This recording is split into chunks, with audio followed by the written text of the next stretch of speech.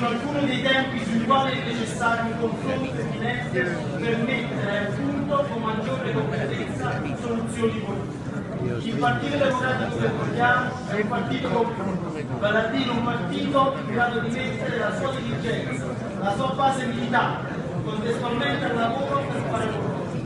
In questi termini risolveremo anche alcune delle problematiche rappresentative che ci hanno riguardato negli ultimi anni. Prima fra tutte l'espressione diretta dei rappresentanti nazionali e la loro piena funzionalità rispetto alla struttura parlamentare, a sua volta organica la rappresentanza territoriale, come ampiamente evidenziato in precedenza.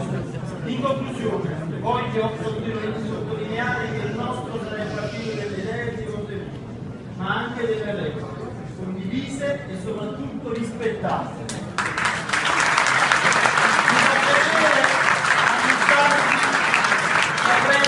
Faremo la nuova dirigenza e la nuova commissione provinciale di garanzia, un organo a cui ritengo vada riservato in particolare attenzione.